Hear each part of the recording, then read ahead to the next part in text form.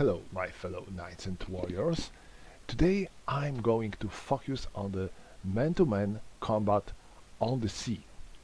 This is resolved in a bit different way than land combat, so I think it makes sense to make another video about it. First of all, to have man-to-man combat on the ships have to be alongside.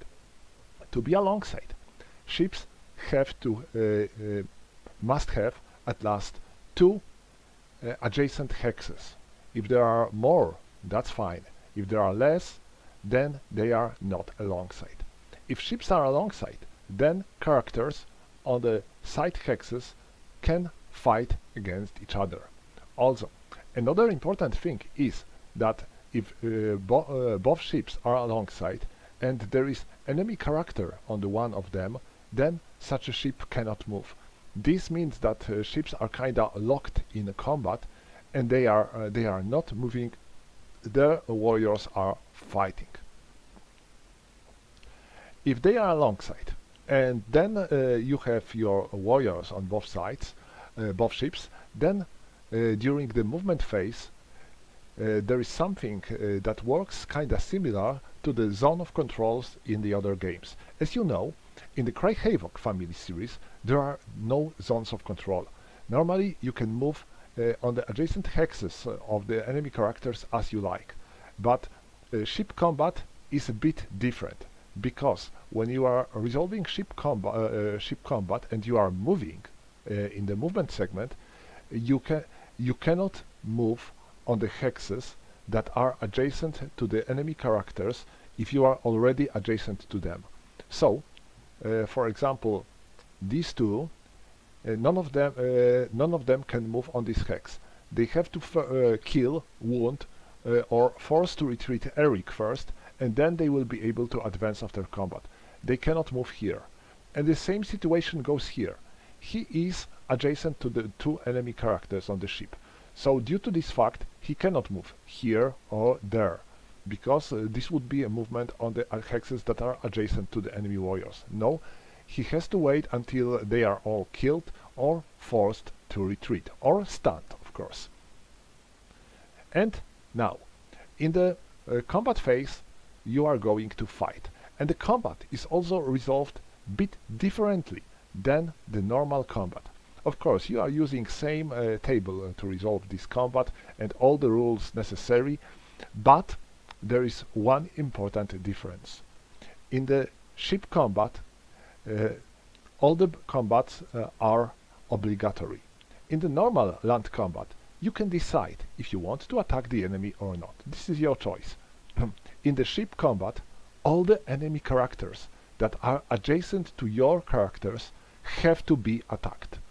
So, look here. We have a Viking combat phase, and now this Jarl has to attack both of them, because there are no other Vikings next to them, so they have to be attacked by Eric. And here, they can attack him simultaneously. They can attack him one after another, or only one of them can attack him. This is their choice.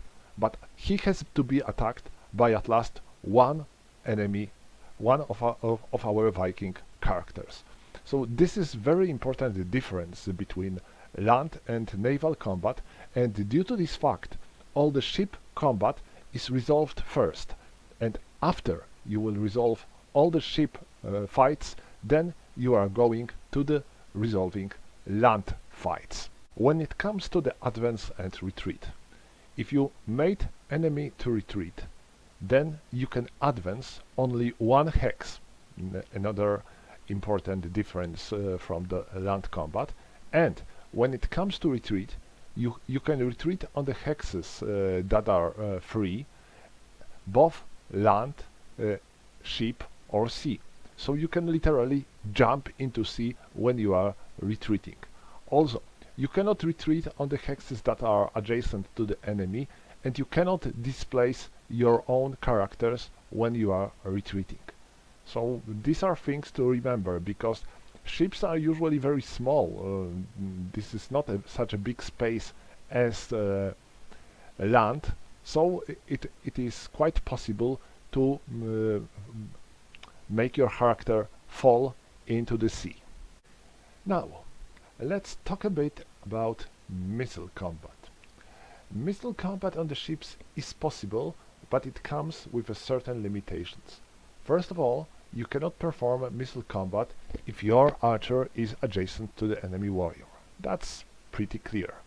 Next, when you are firing with your shot bow from the ship, you always get +1 to the die roll. This reflects the fact that the ships are not the best platforms to shoot from.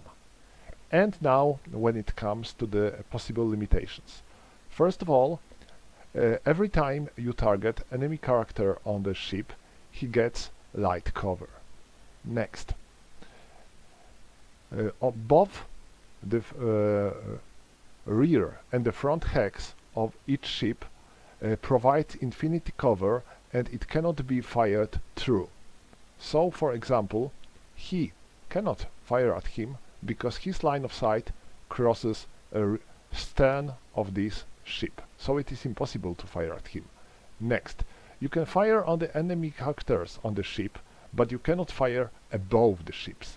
So he cannot fire at him because there is another ship on their way. Also, any character on the ship blocks your line of sight. No matter if you have long, medium or anything like this, you cannot fire above enemy characters when you are firing on the target on the ship. Now, let's cover the situation when characters are in the water. These are called sea characters. A character might fall into water in the various situations. First, when the ship is sunk. Next, as a result of the advance after retreat after combat. Next, as a result of the collision, or by his own if he wants to. If character is in the sea, it has it costs him 3 movement points to move on any adjacent hex. If character has less than 3 movement points, it can still move on the one adjacent hex. Also, if character is adjacent to the ship, it can climb up on the ship or on the shore, safe to the rocks, at the cost of 3 movement points. If he hasn't enough movement points, he can still climb on the ship if there is a friendly character on the adjacent side hex that helps him to climb up on the ship. If character falls into the water on the hex which is already occupied by another character, we have to check what kind of character it is. If this is a friendly character, then such character drones and is removed from the game, and the new character that fell into the water is placed on such a hex.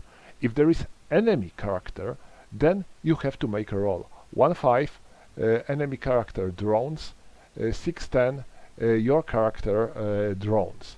Or if there are 2 characters that are falling onto the same hex, then one of them drones and the other is on the sea hex. If a character is stunned and it falls into the water, it is wounded instantly and it can make its normal actions. Characters in the sea receive medium cover if they are shot at. They cannot be attacked from the ship or seaside hexes. They can only fight against the characters that are already into the water as well. There is one important difference. It is called Spearman Special. When you have a character with strength of 7 or more on the ship and it is adjacent to the character in the water, then it can make a roll with attempt of wounding character into the water. You have to make a roll of d10, and if you will get a result which is 3 or more, higher than the character's defense, then such character is hit and wounded by the attacker. So no normal combat, just a single die roll. When there are two enemy characters on the adjacent C-hexes, they can fight against each other. If they are fighting against each other, you have to check the C movement table, because this is different table for C combat, and you have to make a roll. Characters that are in the water cannot advance or retreat. They can be simply killed or wounded. There are no other options, or there can be, of course, no effect. But there aren't any other situations. Of course, as you probably can guess, any kind of missile warrior who is in the water cannot fire his weapon. So there is no chance for your shortbowman to fire his shortbow when he is in the water.